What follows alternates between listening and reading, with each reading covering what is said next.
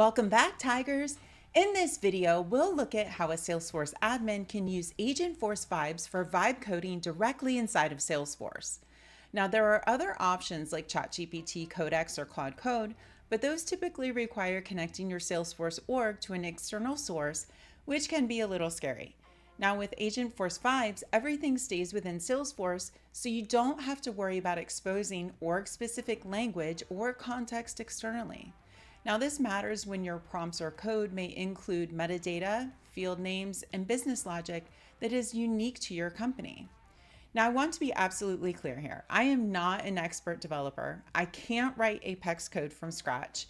What I'm showing you is how an admin with some exposure to Apex can use AI to help generate, refine, and validate code for very simple use cases.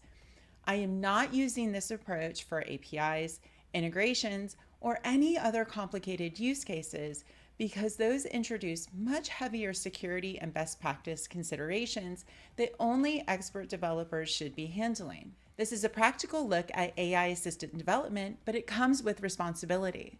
All code generated with AI should be reviewed, tested, and validated before deploying to production. Use this approach thoughtfully and at your own risk. Now let's go check out how to start vibe coding with Agentforce vibes. All right, here we are in Salesforce, and there's a couple of things that we need to enable before we can get started with Agentforce vibes. Now, I'm in a sandbox, so you have to write code in a sandbox. You're used to working directly in production. Hopefully you don't. You will have to refresh a sandbox from production to work in. Another step that you'll have to complete is you have to purchase the 4 free SKUs from Salesforce. I went over those in a previous video on everything that you need to use set up with Agentforce. I'll put the link in the description below. So you'll have to get Data Cloud, you have to get the Flex Credit SKU, so complete all of those steps. Then you'll come into your sandbox and you're going to go into setup. And whenever a sandbox is refreshed, Data Cloud has to be set up again. So you'll go to Data Cloud Setup Home, and then you'll see Get Started right here. And then it's going to set up your Data Cloud instance for this sandbox. Your next step is to enable Einstein. We're going to go to Einstein Setup, and we're going to turn on Einstein. Then we're going to enable Agentforce. We're going to go to Agentforce and Gen AI. And we're going to go to activate Agentforce right here. So we'll go to Agent Studio, and we'll activate Agentforce right there. Now, if you're not seeing any of these things, you need to make sure that your user has a permission set. Agentforce default admin is the permission set. The next thing we're going to do is go to Agentforce vibes, and we're going to go to Agentforce vibes IDE. So it's telling us that we just need to go to the setup gear right up here, and we can go to Agentforce vibes here. We're going to accept the terms and conditions after reading them carefully. And then it's going to set up Agentforce vibes for you. Now, the cool thing about Agentforce vibes is that you can use it directly in Salesforce. You don't have to use it in VS Code. It's going to be a little bit easier for us admins to be able to get started with it quickly. We're going to go to MCP Servers. So we're going to enable Salesforce API context.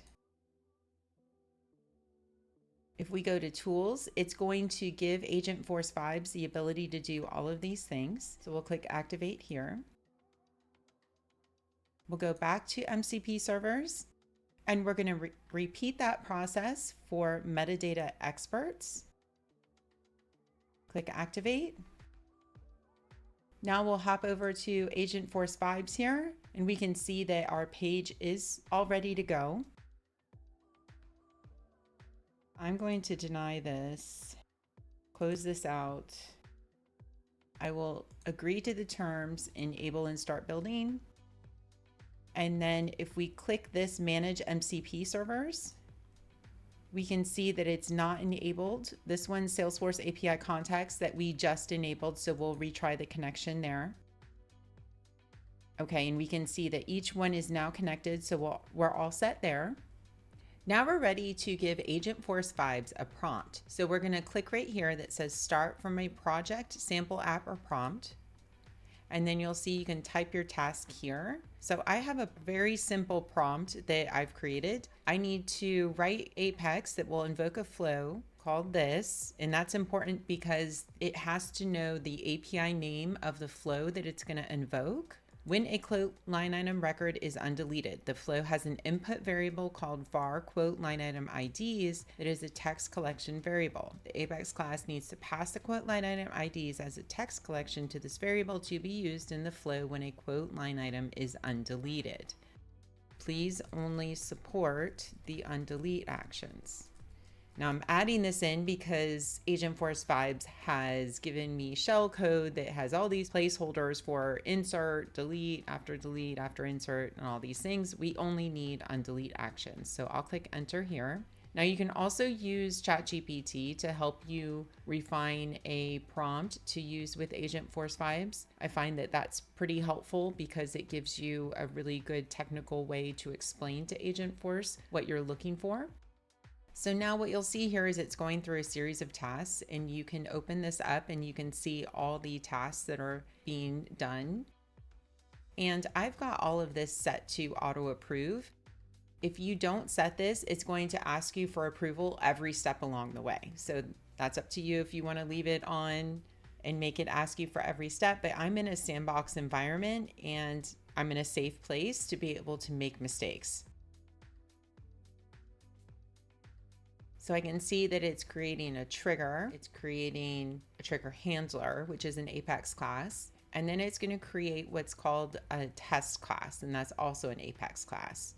I am checking for 2 Apex classes and an Apex trigger to be created. Now you can see that it's checking for TestDataFactory and none found. So this is interesting. I haven't seen it do this before. So developers will often have a TestDataFactory, which is best practice, where all of your test data is created. Whenever you have a test class that you are writing, it has to cover all the code in your Apex class. So for every Apex class that you're writing, you have to have code coverage in the test class. Test classes, you have to create records in order to test the code. So in this scenario, we have a quote line item record that's being undeleted. That means we have to have an account, an opportunity. We have to use the Pricebook. We have to have a product. We have to have a quote and then a quote line item. So all these records have to be created in order for the test class to be written. It's creating a test data factory so that we can reference one Apex class with all the test data, not have multiple test classes with the same code in it. Okay, so if we want to see everything that's going on here, so we've got our quote line item trigger handler, we've got our quote line item trigger handler test, we've got our test data factory, and then we have a trigger down here, our quote line item trigger. Now, if you want ChatGPT to validate any of this, that's not a bad plan. I don't feel comfortable connecting ChatGPT or Claude Code to any of my customers' orgs. That's just not how I'm gonna roll. But if there's code that's completely generic enough like this is just standard stuff. There's no business logic in here. There's no field names. There's nothing that's gonna leak any confidential information about the company. So you are completely safe to ask ChatGPT to check this. If I go back to the classes, let's take a look at the quote line item trigger handler. So we can see that it is passing the quote line item IDs. And then here's the flow. So here's where it's saying pass it to this flow. And so everything that's in green, these are just comments. This isn't doing anything. So there's very little code in here. And then if we go to the test class, we can see that it's looking for accounts created by the test data factory. It's getting the standard price book. And then it's going to run all these tests. So it wants to make sure that all the lines of code in the Apex class and the Apex trigger have been covered. So now we can run the test class right here in Agentforce Vibes. So if you scroll up right here underneath is test, you should see a little button that says run all tests. And if you click that, it's going to show you what has failed and what is successful. So we can click open report. And we can see that we've got a couple of problems here. So number one, there's a problem with the country. So it looks like there's an issue with how the TestDataFactory is inserting the account record. So as an admin, you need to be able to read these logs and figure out what is wrong with your test class. If you don't feel comfortable doing things like this, then you're not ready to do some vibe coding, in my opinion. All right, so let's go ahead and look at the TestDataFactory. Let's look at where we're creating the account record. And we can see the problem right here. This should be US. Okay, so we're gonna go to File, and then we're gonna check and make sure autosave is on. So that is on, so we're all set there. And then I'll run all tests. Okay, so it's failing to run. Let's go run this on here from our quote line item trigger handler. There we go. So we still have a problem with the country, because that should be code 2. So we'll go to our TestDataFactory. This should have been country code. I should have caught that too. Do a file save. Now we'll come here. We'll run the test. There's still a problem. Billing country. So I'm just consulting ChatGPT on, since I'm not an expert in this, I'm learning with you guys. It says that I should try committing this to the org, saving my updates. So we'll deploy the updates up to the org. So I can also go to the Explorer panel here. Here's my project. And this is really, I would think, the easier way to deploy. These are all the files that we changed. And then you just right click on there. I hit the escape button, and then it's allowing me to choose from different things here. So I can choose deploy this source to the org, and then you can see that it's deploying one component. So that should deploy the changes for my TestDataFactory up to here. So I should see this change to billing state code and billing country code. So if we refresh that, yep, that worked. Now let's go ahead and run our test, and let's see if this works. So we're still getting an error here. So now we have an issue because our flow is failing. So the account created updated after save. Single email is not enabled for your organization or profile. Okay, so this is because the deliverability in this sandbox is set to probably no mail, because we're in a sandbox. System email only. So if we set this to all mail, so that flow is probably trying to send an email when a new account or a new customer is created. I think that's the automation that that's doing. So this should fix that. So we're getting a dose of what developers go through in writing the test classes. So I think even developers are probably getting a lot of reprieve using tools like this to not have to suffer through writing test classes from scratch. I'm sure that's a win for all of us. Now the Pricebook entry is in a different Pricebook other than the one assigned to the quote. The quote has no Pricebook. So in our test factory, whenever we're creating the quote, we also have to set the Pricebook entry ID. Yeah, so I don't see anywhere in here where we're setting this Pricebook ID. I could be wrong, but those are the only two places where we're setting it. We can tell Agentforce Vibes to do this. Add Pricebook ID is not being set in the TestDataFactory class. Use the standard Pricebook ID to set this value. Please update this class. So let's see what it does. So what's interesting is I haven't run into these same problems before. I've done this process multiple times on this same exact scenario, preparing for this video. It didn't create a TestDataFactory before. It automatically did the standard price. It wasn't setting the state and country on the account, so I didn't run into that problem because it was literally just creating an account with a name. Yeah, it definitely does what it wants. Where did it make these updates? Here it is. We're gonna get the standard price book. So we'll go to the Explorer and we'll deploy this to the source org. Okay, and then let's go ahead and run the test from here. I'm running it from here because I'm more comfortable in this screen. I'm not too comfortable in an IDE, and I think that's okay. As we use it more, we'll get more and more comfortable with it and learn how to do more. So those of you who are making fun of me for going back to run my tests here, that's okay.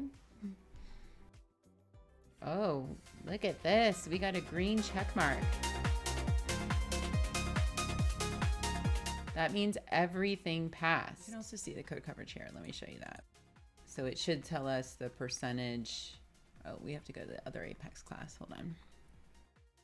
So the code coverage shows on the class that you're covering. We have 93% code coverage on this, which is great. Let's just go ahead and deploy all of these. We'll deploy this to the source org. We'll deploy this. And then, of course, we have a trigger. So we need to deploy that. So we have 4 components that we have deployed to our source org. And so we will need to add these all to a change set. Create a new change set. If you're not comfortable with this process, get comfortable if you're going to vibe code. So we're going to add our 2 Apex. Oh, we have 3 actually. We have the TestDataFactory. I'm really glad that Agentforce Vibes did that because that is the best practice way to do your test data. And I don't see a lot of developers do that. In all my 15 years, I've only worked with one developer who actually created a TestDataFactory. Okay, so then we'll add our trigger. So those are our 4 components plus our flow. We are going to create our flow in a different video, and then we're going to come back and test everything all together. This video was solely on how to use Agentforce Vibes, how to get through test class issues, how to get a little bit of exposure to the IDE in Salesforce, and vibe code a very simple solution. So I hope you learned a lot, and good luck with all your vibe coding. That's it. That's a wrap. Be sure to subscribe to Blue Tiger Academy so you don't miss our next video that will show you how to vibe code an Apex class that will merge duplicate contacts. We will continue to explore Salesforce's AI features and share what we learn along the way. Let us know in the comments below if you have any questions or if you'd like to see a video on a different Salesforce topic. Thanks for watching, and I'll see you in the next one. Bye.